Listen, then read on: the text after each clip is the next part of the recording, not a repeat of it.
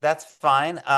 It's really good to see a lot of familiar folks, and I'm really happy to talk about anything that's on people's minds. People, if people had a chance to look at the book, they can ask me about the book, or they can.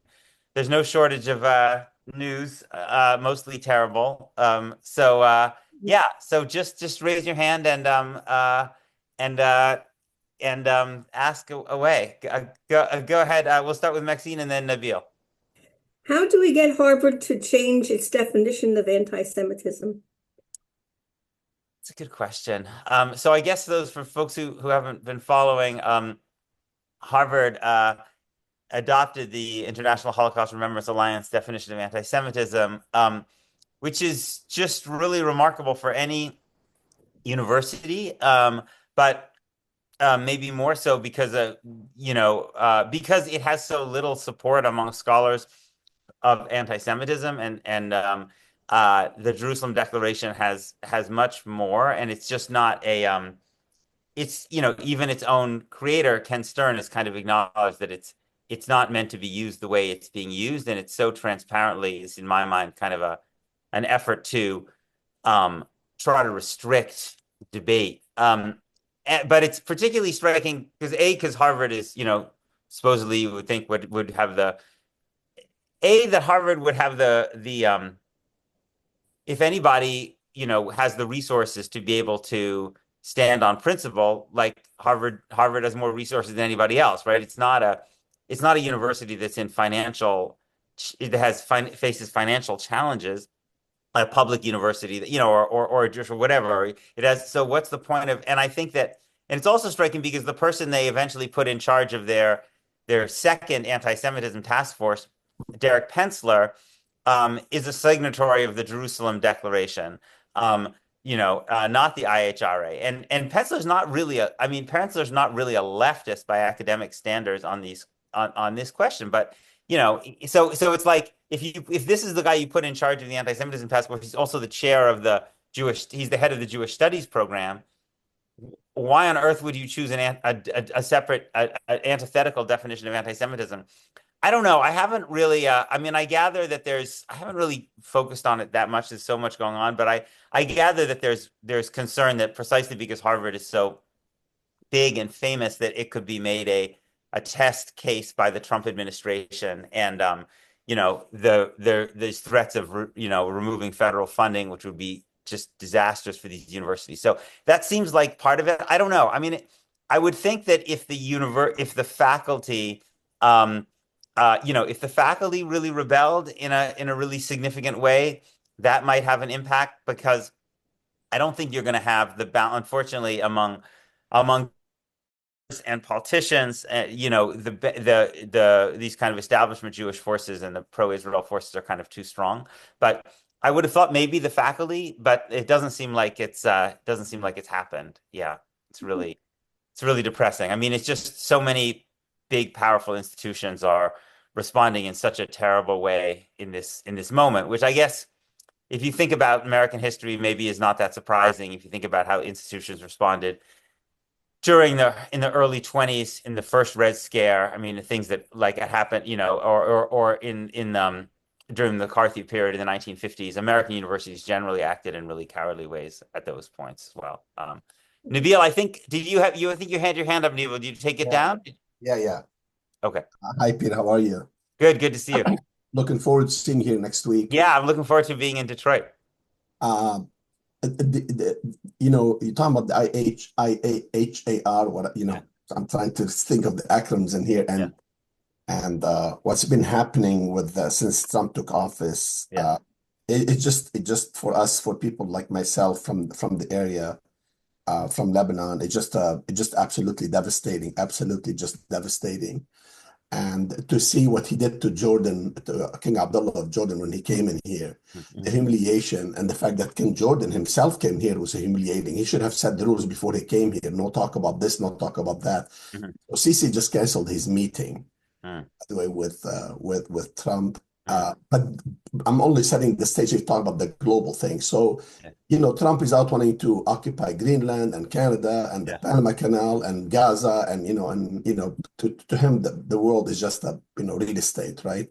Yeah. But the shocking part to all this, the shocking, I just cannot wrap my head around it. To He had Musk in his office for 30 minutes Hmm. Hmm. with his 40-year-old child Hmm. sitting on his shoulder, Hmm. talking about policy Hmm. and talking about I forget what's the word he said, how non-elected officials are doing. I can't remember his words, right? Okay. Hmm. And I'm saying, where is the world? When I'm talking about the world, like when he's threatening to occupy Greenland and Canada and Yeah. and this and that and Gaza and Europe, specifically Europe, where in the hell are they? Why don't they Yeah. just end up saying the hell with you? Yeah. Well, I think those are really good questions, Nabil. I mean, I think part of I don't think the world, I mean, the world is not, we've never real, I mean, the world is not set up really to, right now, I think to act as a kind of counterweight to the United States, you know? It's kind of, it's a really remarkable thing to, now I think over time that might happen more. Um, but if you think about, and I think I saw that Chrystia Freeland, the Canadian foreign minister, had been talking about trying to assemble a bunch of different countries that have been threatened by Donald Trump. But the problem, the question, how do you band together to against the kind of this kind of like predatory imperialism that Donald Trump represents? I mean, it's really interesting because scholars of the Cold War who are sympathetic to the United States argue that kind of America's advantage over the Soviet Union in Europe was that America's form of imperialism in Europe, I'm not talking about the developing world, in Europe was not as predatory as the Soviet Union was, that basically our relationship with West Germany and with France and England and Spain was Italy was more kind of win-win. The US did push its way to, the US did intervene and in Italy after the Cold War and basically ensure that the communists didn't win, and in France, but still with the Marshall Plan, these countries were able to grow economically. And America, and so the argument was that the Western Europeans didn't rebel against NATO like the Eastern Europeans rebelled against the Soviet Union because America's imperialism was kind of a softer and a more form. But now Trump's version is much, much more aggressive and much, much kind of more zero sum and just incredibly stupid. I mean, destructive for everybody. But the problem, but on the other hand, you have these rising forces in Europe that are ideologically similar to Trump, right? It's not like Europe has a strong kind of, you could say, liberal democratic consensus in these countries, right? In all of these countries, you have strong forces that kind of have ideologies that are kind of they have sympathy with Trump or they have similarities in their view of the world, right? So it's almost like in the 1930s, right? You had these rising fascist movements in different places. So I think that would make it really hard for Europe to unite against Trump because there are a lot of Trump sympathizers. Um, and also in the Eastern Europe, you have some people who are still more afraid of Russia. And then, China is the other most formidable power in the world. They have a lot of strong economic ties, but they're not really playing the kind of geopolitical role that I think would allow maybe one day we could imagine a situation. I mean, what would be the trump card if you just, what would be the strongest thing you could do if you were Colombia or Canada or Denmark? You would threaten to go with the Chinese, right? I mean, but on the other hand, that's a dangerous thing to do, right? Because then you do that, then Trump would respond even more aggressively. And I think that those places are not really economically they're tied, but China doesn't have the geopolitical institutions to connect them right now. Plus, a lot of these places are just culturally much more connected to the United States than they are to China.